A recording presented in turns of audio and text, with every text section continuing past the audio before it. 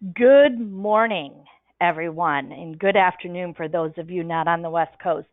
Welcome to this month's complimentary webinar from Value Selling Associates. My name is Julie Thomas, and I'm going to be your guide for the next 45 minutes, and then am happy to address any questions that may come up as a result of today's session.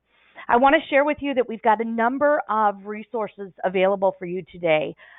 Both the slides that I'll be talking to this morning, an infographic that summarizes some of the key data that I'm going to be sharing with you, as well as a full research report that this webinar is based upon.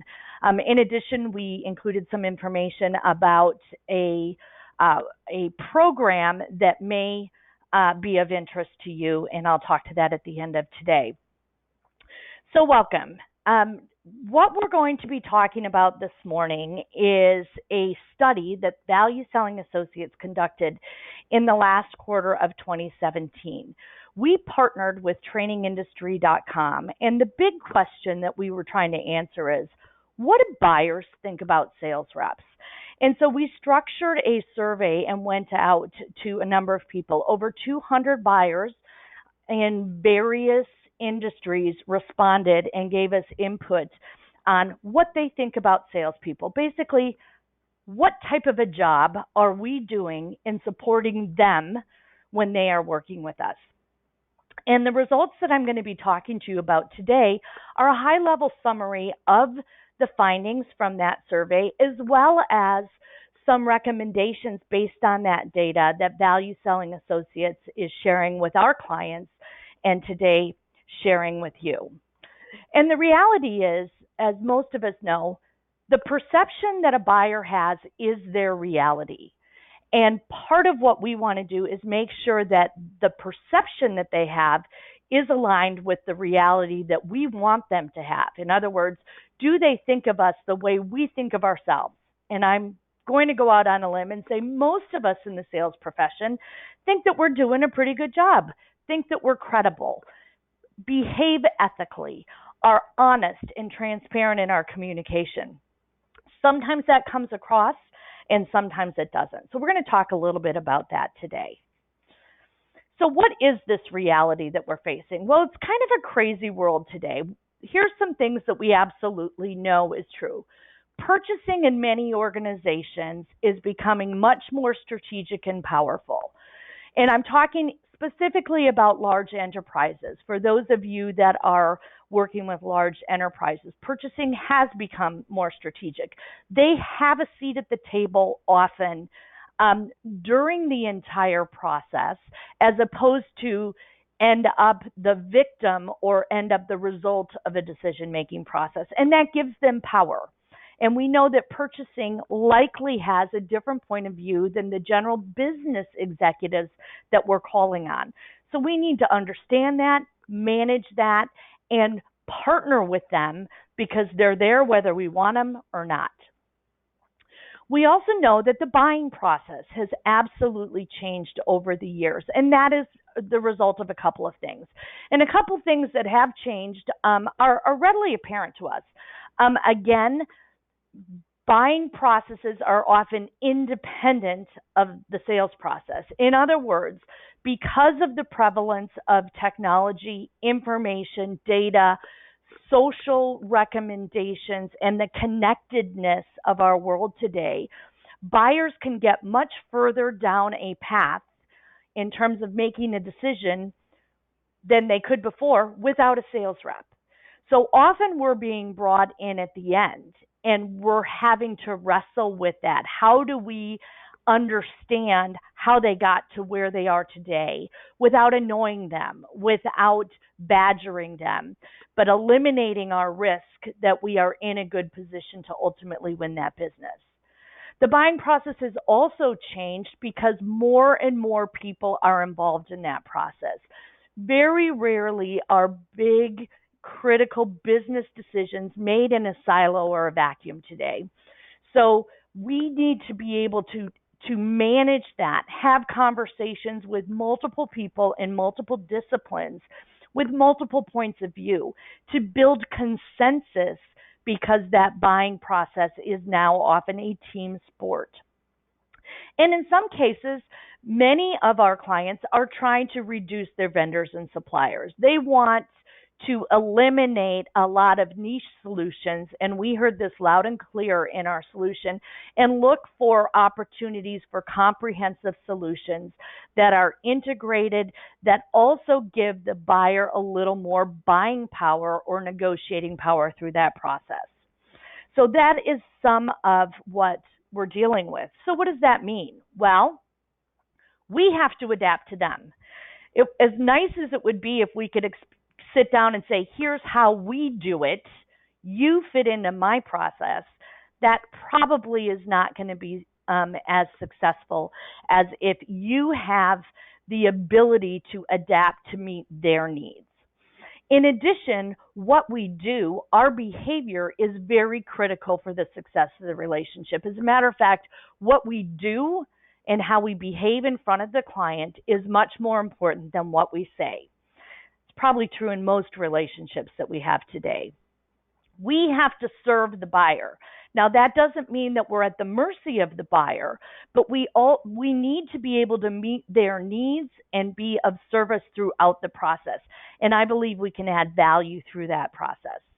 And at the end of the day, nothing will be sold until the buyer is ready.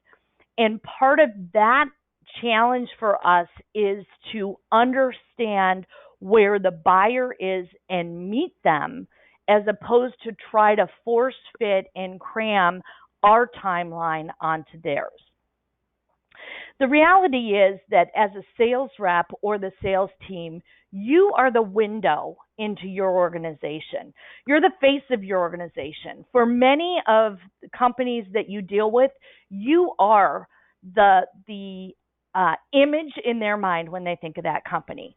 I know for many of the organizations that I work with, their sales rep is my point of contact into those companies, and that's who I expect to be responsive, to understand me, and to meet my needs, and that's true. The same thing is that as salespeople, often the first impression that we create is the lasting impression that we create. So we need to come to every interaction, especially the first and new interactions, prepared to meet their needs and be of service to them and add value during that process. So the first high-level finding that we found in this research study is, on average, buyers are giving sales reps a C grade. That means that there are very few that are completely dissatisfied with their buyers, and but there are enough that are only satisfied or minimally satisfied with their buyers that it skews the highly satisfied down to this C grade. I don't know about you, but C grades aren't where I want to be. I don't want to be perceived as average. I want to make sure that I'm getting into that highly satisfied category. In this study, we asked all of our buyers to think of a specific type of vendor, a specific single vendor. So this is the results that we got from there. So let's dive a little bit deeper into that. What do the buyers actually think about the relationship they have with the sales rep? Almost across the board, you can see that only a third of the buyers responded in the most positive option for this question, whether it was, I have a good relationship, I can count on my salesperson, I believe my salesperson is honest. I found that to be really alarming. It also means that, and the ones that were completely neutral on it was also small. So I found that these questions were very similar, but I also found them a little bit disturbing, and found that I think we have a ton of areas and opportunities to improve the perception of our interactions on a whole. But consistently, only a third of these buyers that we surveyed thought that relationship with the sales rep was very good, positive, etc. So let's dive a little bit deeper into that data, and find out where this C grade is coming from and where our opportunity to improve really is. If we dive into the data that they got, almost 20% of the sales reps are seen or perceived to be lacking business acumen or competence. So 1 out of 5 sales reps calling on a buyer is perceived to not have good business competence, understand what's going on in their business. That's pretty high in my opinion. And remember, perception is reality. The second thing of that is about half of the sales reps are consistently credible and helpful. The flip side of that is about half of them aren't. So interesting areas for us to improve. 1 out of 2 of us are consistently perceived to be credible and helpful and add value. The fact that half of us aren't perceived that way, I find alarming. That said, they do believe that most of us have good intentions. And in spite of the fact that maybe we don't have business and aren't always credible, they do sometimes see that vendor in a positive light. So kind of counterintuitive there. And then lastly, while 40% of the buyers are positive, there is some question of our integrity. And what I think that means is that buyers question that we are making recommendations that are in the buyer's best interest. When I think of what that buyer perception of integrity means, it means that I think there are buyers that think that we are making recommendations that are in our best interest, but not at all in the customer's best interest or that buyer's best interest. Again, absolutely provides us areas that we can improve. We can improve our communication and we can improve our behaviors throughout that process. So what does that mean? As I mentioned, one of the things that came out loud and clear in this is that vendors are looking for comprehensive solutions rather than niche solutions. Even the small and medium-sized businesses that were part of this study are looking to consolidate their vendor relationships and not have to be the integrator of niche solutions on their own. It's important for us to know. The other thing that was true is the buyers that we interviewed are looking for long-term relationships. We were not interviewing buyers that are in a transactional mode, buying something once and moving on. They are looking for that long-term relationship. They are looking for their vendors to partner with them, to evolve with them, to add value in the long run. I found this really interesting because this is a dichotomy I think that a lot of sales reps run into. And again, we were interviewing the buyers, and their comments to us is that vendor companies that are solely working with influencers tend to not do as well as the ones that are casting a broader net and expanding their relationship beyond the influencer in that buying process. So an interesting conclusion, given that buying is now a team sport, which means that salespeople have to understand how to manage and interact with that team. And then last but not least, overall vendor companies are doing a passable job. A C is a pass. That said, we believe there's ample opportunity to improve those relationships and improve the perception that we have in the marketplace. So again, here's kind of the proof behind the moving to comprehensive solutions rather than niche solutions in terms of the size of companies. You'll see under 1,000 employees versus over 1,000 employees, their propensity is to go with comprehensive solutions more than niche solutions. And then another piece of data, when we looked at the buyer in terms of their roles, the executive C-suite conversations, again, only a third of them thought that the sales reps were always effective, which means 2/3 think that sometimes they're effective or they're not effective, and that presents a great opportunity for us. What I did find interesting is that the influencers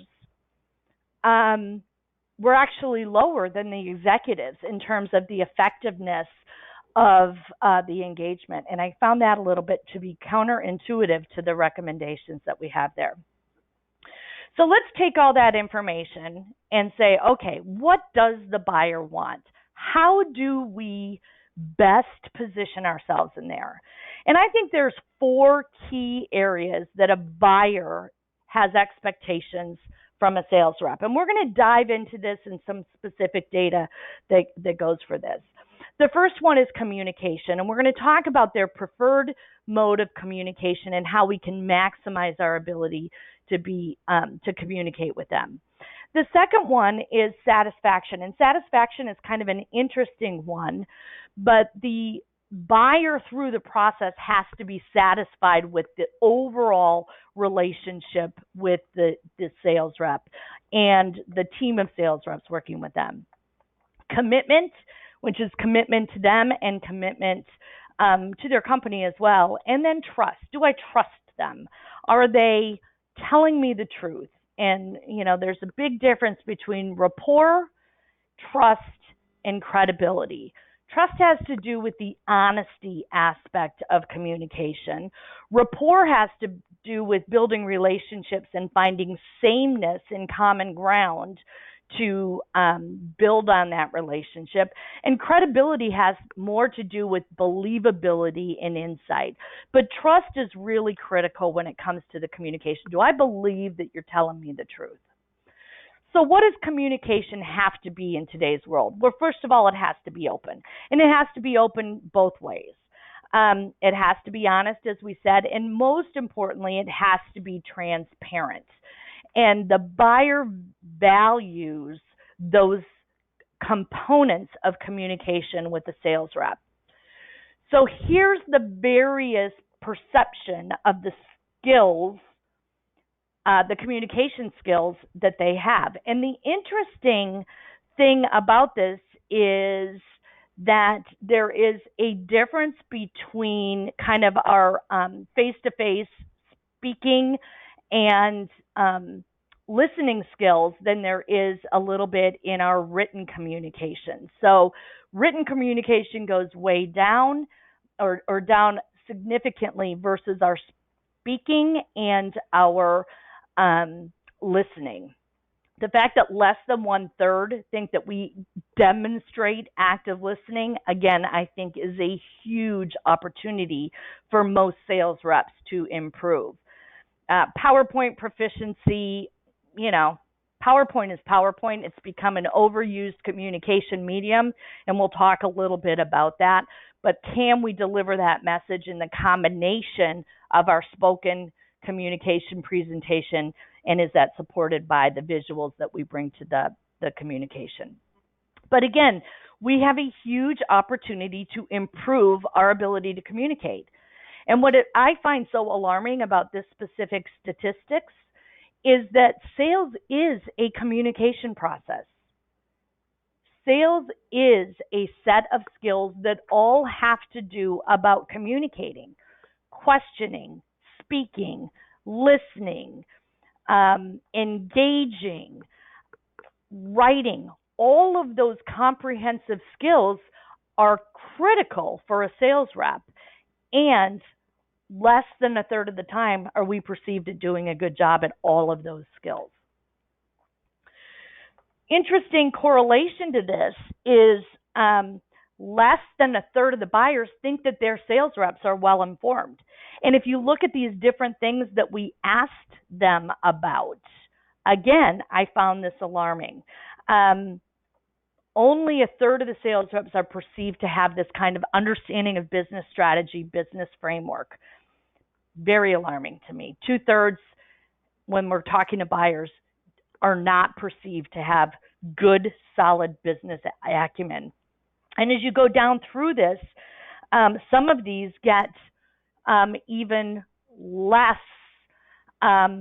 The perception is that we're less effective. If you look at, do I think that the sales reps and vendors understand my industry? Only 1 out of 4 of the sales reps studied in this study are perceived to know the industry. Only 1 out of 4 are perceived to understand and have some financial literacy.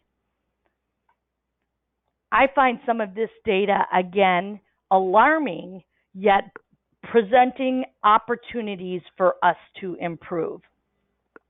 The other interesting thing that we asked them is, how do you want to communicate with your reps? And here's some interesting insight, and I think we all know this intuitively. Today, email and virtual communication has completely taken over the mode of the majority of the communications with reps. Even when I'm talking to field reps and account managers who are in the field for the purpose of meeting face-to-face with clients, when you dive into their activity level, much of the communication is virtual today because buyers just don't have the tolerance to meet with people just to meet with people.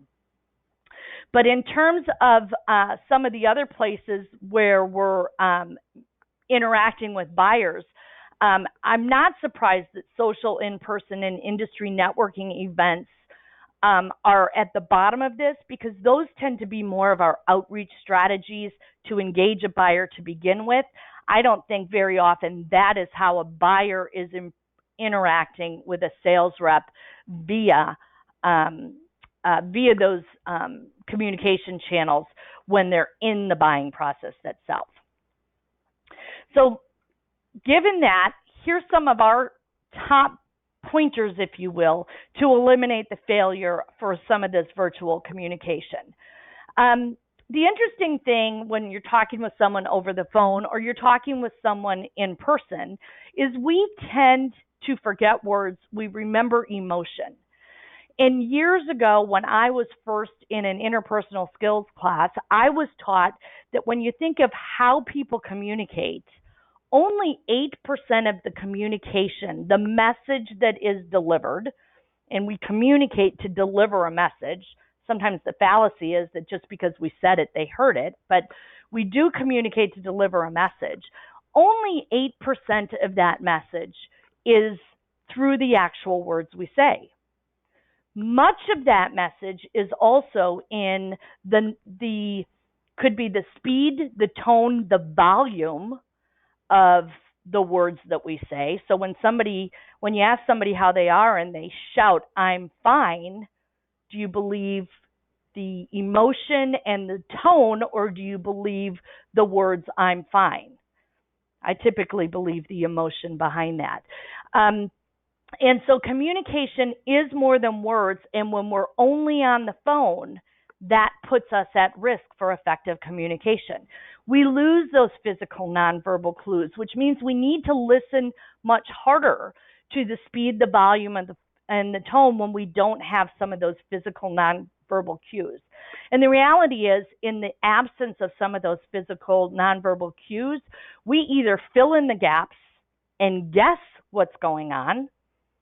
And when we're filling in the gaps, making assumptions and guessing, there is a very good chance that we're getting it wrong. The other thing that we know is true is attention spans are short.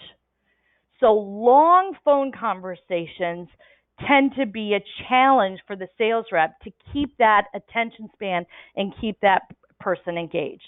The same is true for the salesperson. When somebody is giving us a lot of information, our attention spans are short, and deliberate, active listening has to be practiced and developed, because it won't happen by accident, because we've got so many distractions all around us. The other thing that I think really is something that we need to be aware of in virtual communications and in whether it's a web meeting or some other way that we are delivering information, is we tend to do information overload.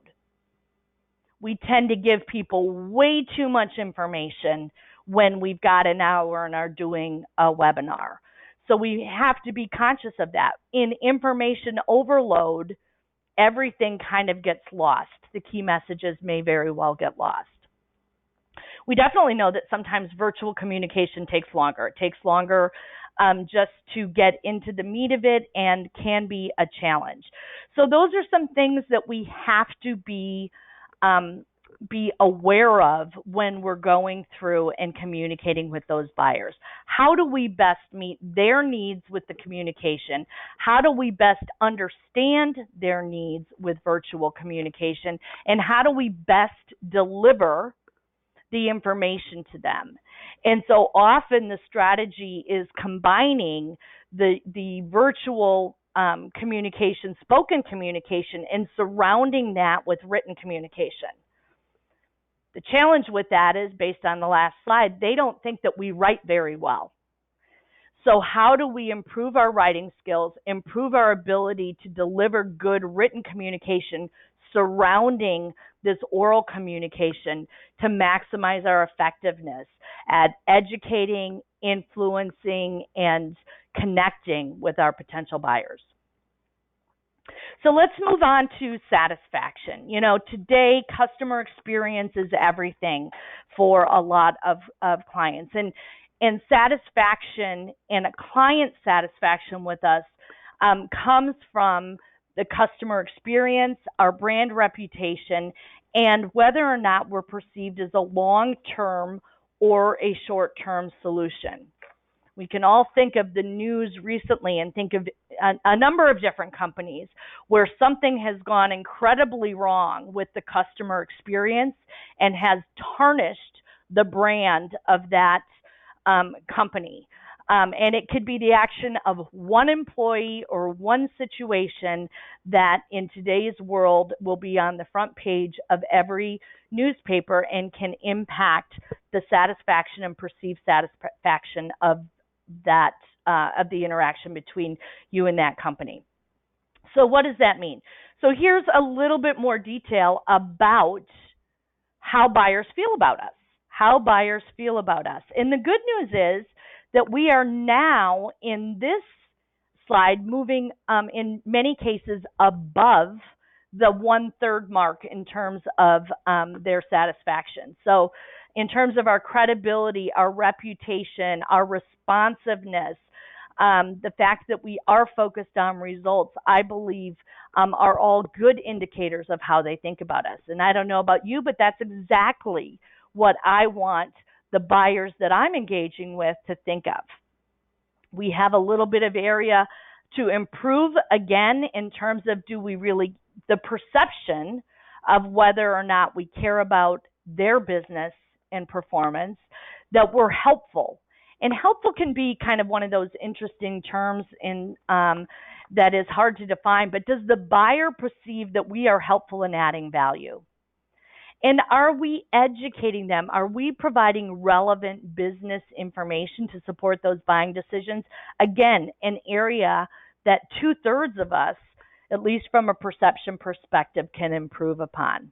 But overall, I think it's really good that the buyers do think that we're credible, have areas to improve, opportunities to improve for sure, but we're doing a better than average job in some of those areas. And again, here's some data in terms of the question that we asked. Are you more interested in a short-term or a long-term relationship? And overwhelmingly, buyers in both large and small companies that we defined based on the number of employees want more relationship-based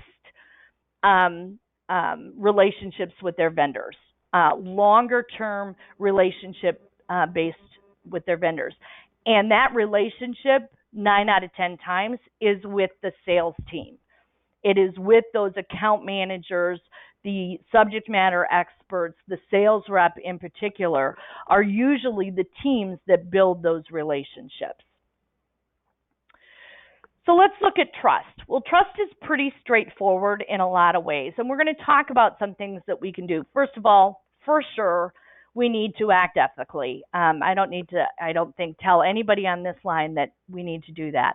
We also need establish trust by showing them that we know them.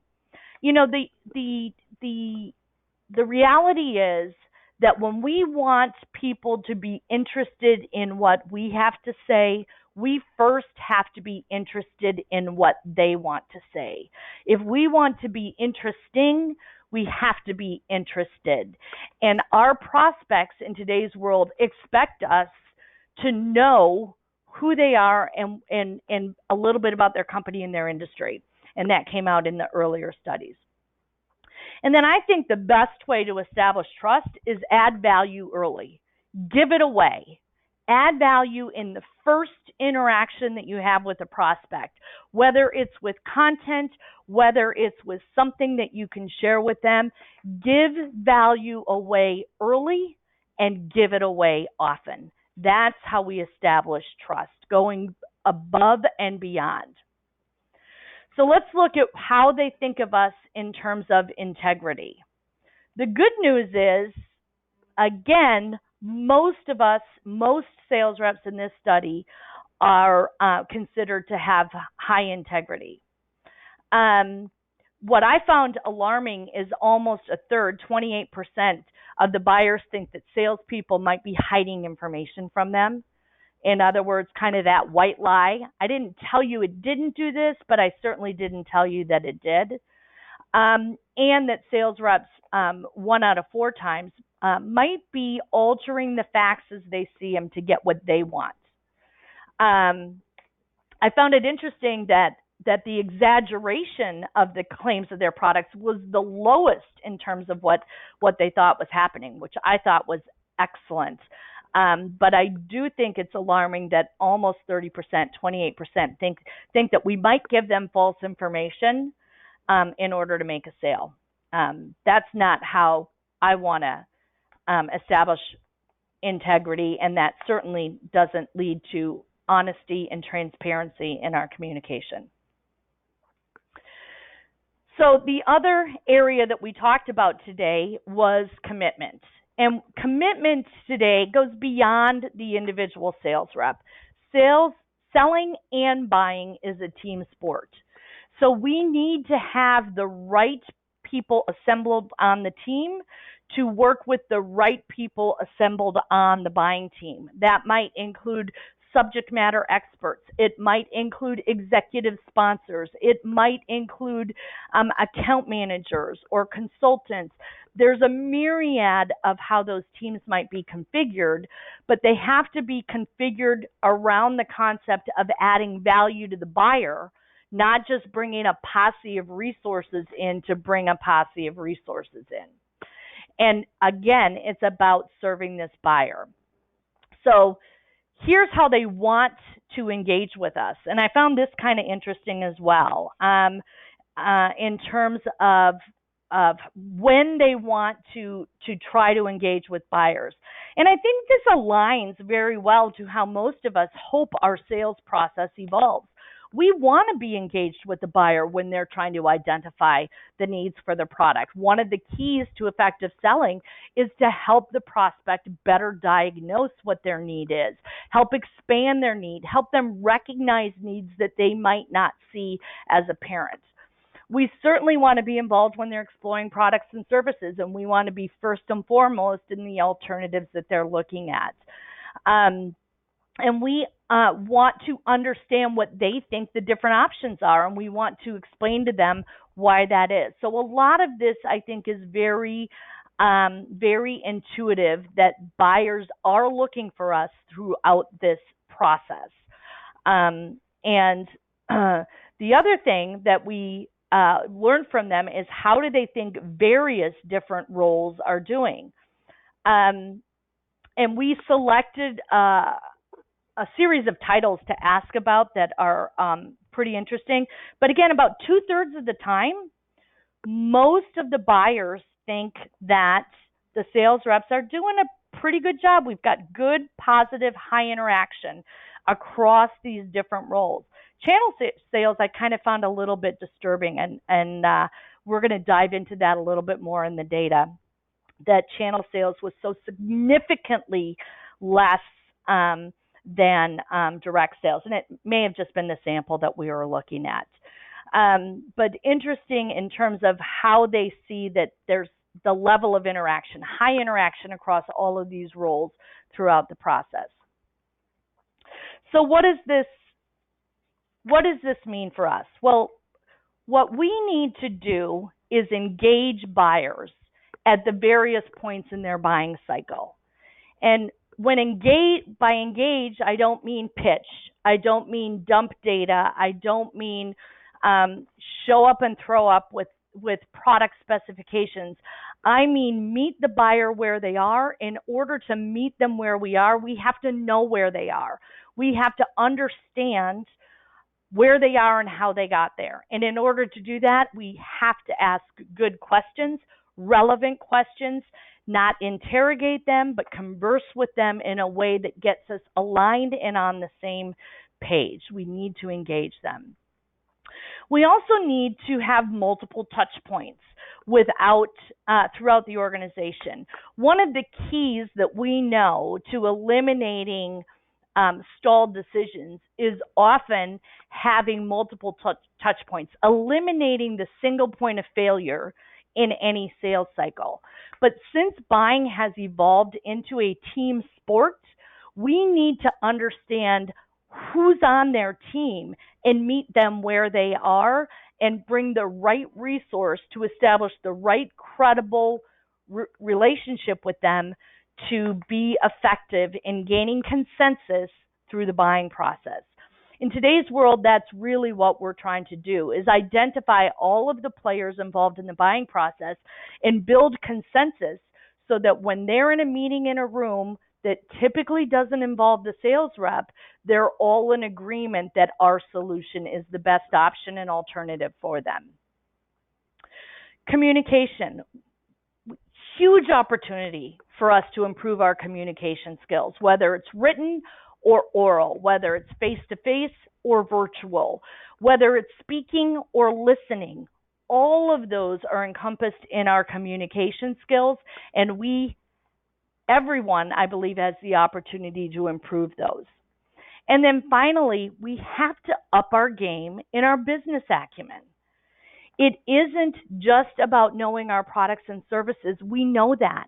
We need to understand how our prospects operate as a business.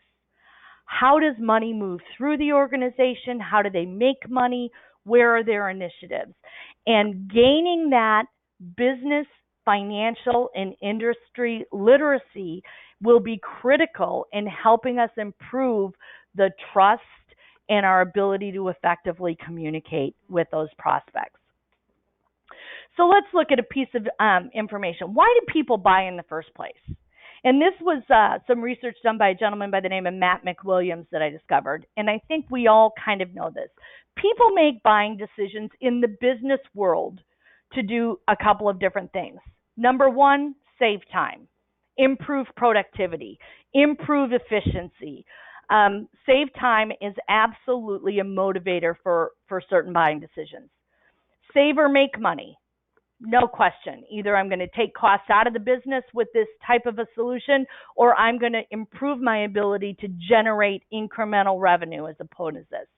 And that can be articulated in a number of different ways. Maybe I'm going to make money in going into a new market. Maybe I'm going to make money by improving my product development. But people buy to save or make money. Address fear. This can be regulatory compliance. This can be anything. But people make buying decisions to address fear.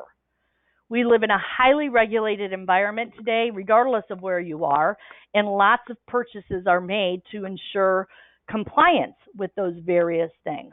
People also make buying decisions for pleasure, to have fun, to improve their quality of life, to improve their business, and things like that. And then last but not least, to avoid pain. Avoid pain is often one of the research will tell us that people will spend more effort to avoid pain than to receive pleasure when making a business buying decision. So knowing that that's how people buy and understanding that all supports this whole idea of we have to understand them and understand their motivation to be most effective at communicating with them during the sales cycle.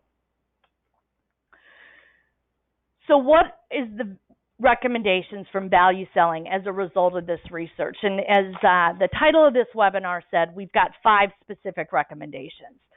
Number 1, deliberately develop the business acumen of the sales reps. Make sure that your sales reps understand how to have a business conversation with your prospects, regardless of the business that your prospects are in. Hospitals are businesses. Not-for-profits are businesses. Education is a business. Government, while it's not a business, operates like a business in many different ways. So understand those individual, the business acumen of the companies, the organizations, and the industries that you're calling on is critical. When you're perceived as a business peer and business knowledgeable, your stature, your perception, your credibility goes up significantly. Think about your virtual communication skills. Can we improve them? Can we improve and increase the interaction in virtual communication? Can we improve and increase the effectiveness of that? Are we just giving way too much information in that and it's not being received well, or it's getting lost in that? Can we improve our effective communication? And I believe that's true. If we're going to sell to business executives, we have to think like business executives. We need to understand their point of view and understand what's important to them.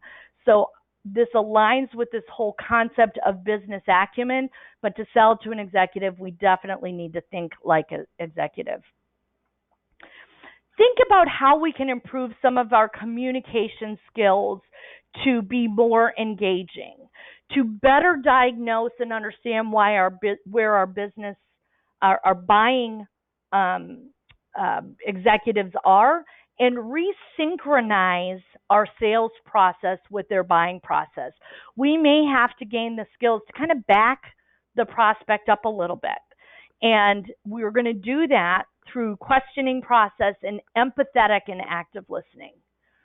Empathetic and active listening is critical for sales. You know, we teach sales reps all over the world how to ask better questions, purposeful questions, specific types of questions to get specific types of information to improve your efficacy in qualifying and closing more deals. All of that questioning goes out the window if we are not actively listening.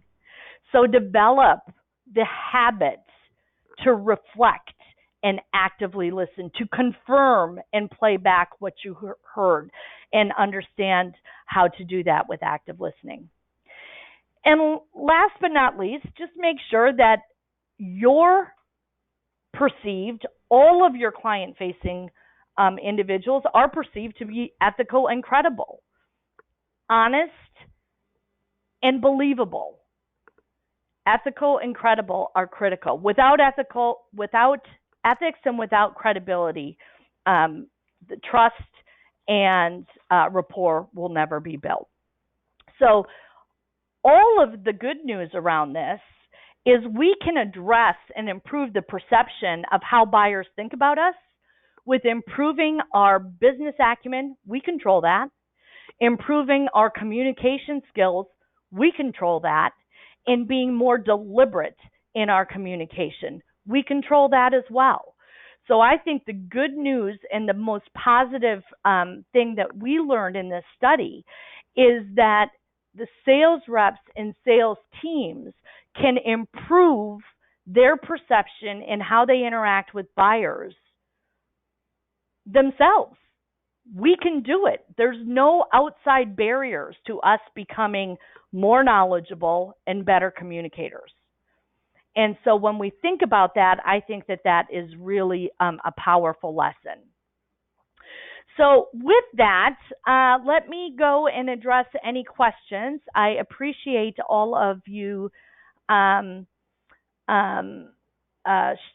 participating in today. So the first question I have is, can you give examples of giving away value early and often? Yes. So giving away value early and often might be as simple as giving away content that can actually answer questions for that buyer. So most of your organizations are producing content, white papers, research studies. This would be a research study. This might give value and insight to a buyer if I was first engaging them. But think of what your companies have in their bag of tricks that you might be able to add value on. Years ago, I worked in a research house, and we published a ton of research, and the company still exists and publishes research today. And our CEO at the time always told us that when we were taking him out on a sales call, he wanted to bring what he called a goodie. And that was something from our research house that might add value to that prospect. So we had to prep our CEO and help pull that right research. But he would never show up with a meeting without something in his hand that he could give to them that was a valuable resource, had tremendous insight that that person might not have without him. So giving away value is more than trinkets and trash and tchotchkes and pens. It's really giving them something that they can use in some way. Let me look at a couple of other questions here. We need to sell value to the customer and not price. We can show our value by helping the customer realize the need for our products or services. Absolutely correct. But think of value as a couple of ways. I can decide that I need something and still not make the decision that the investment is worth it. So I might, as a business, decide, you know what, we really do need this, but it's not worth it in today's economic climate for whatever reason. And so when we talk to our clients today about value, value has to be expanded to not only be the most valuable alternative to address those issues and problems that you're addressing with your solution, whether it's a product or a service. It also has to be enough value that will stand up against other projects when your economic buyer goes to fight for capital with the CFO or CEO from that perspective. So value has to be solid for your alternative, but also has to be often today solid in terms of the context of what other competing initiatives might that company be looking at. So let's take a few more. Let's see. Trust and integrity are key elements in selling. Absolutely. I mean, good, bad, or indifferent, we all have the image in some industries of sales reps kind of being slick, fast talkers that try to trick you into doing something that you don't want to do. My experience in business-to-business sales is that is not what we do out in the marketplace, but we have this image that in some industries overshadows that. So we don't want to be the slick, fast talker trying to trick them into doing something. We want to be open, honest, transparent, and there to solve their problems and serve their needs, which is critical. So let's kind of recap with what the bottom line here is. What we do is more important than what we say. How we behave and how we interact is more important than what we say. Because remember, people remember emotion more than they remember words. Customer experience begins with you. And their perception is their reality. And first impressions can be lasting impressions. So we need to make sure that we are prepared to address every new relationship and every existing relationship with high preparation and high integrity to meet their needs. Readiness creates opportunity. Nothing is sold until the buyer is ready. So part of what we want to do is, again, meet the buyer where they are and then serve them so that when they're ready, we're there and top of mind as well. Proactive management of the buying team as well as the selling team is important to make sure we're all on the same page. And, the golden rule still plays. It doesn't matter where you are in what business. Doesn't matter if you're in sales, customer service, consulting. Treat others the way you want to be treated, and you will likely go far in building solid relationships. And so opportunities to improve, high. The ability to control your improvement, also high, which I think is a powerful message for sales reps. It's how we communicate. It's the way we engage that will allow us to increase how our buyers think we're doing. So communication, trust, satisfaction, and commitment. Self-assess. Where do you think you are? How do you think your buyers would answer some of those questions if they were evaluating you and your colleagues in a sales situation? Do you have an opportunity to improve? Can you conduct that business conversation? Do you have credibility in addressing business and industry issues and have financial literacy with your clients? All of those are questions that you can start to self-assess when you look at how you're going to take your personal action plan to improve. So today's session was recorded and it will be available.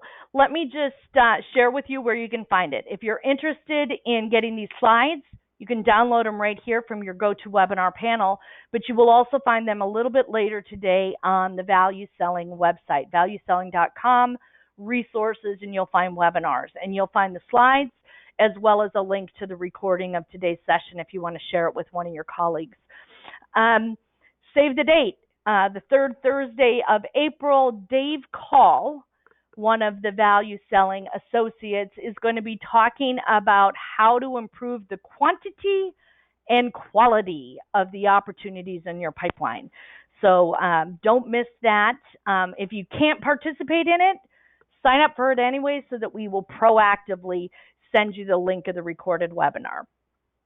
And then last but not least, please join us and let me know if you have any questions or comments. Reach out to me directly. Reach out to me on LinkedIn. Share any feedback on today's webinar on either our Value Selling site on LinkedIn, Facebook, or Twitter. We appreciate you joining us today, and I hope you all have a wonderful end of March and the first quarter of 2018. Take care, and we'll talk to you in April.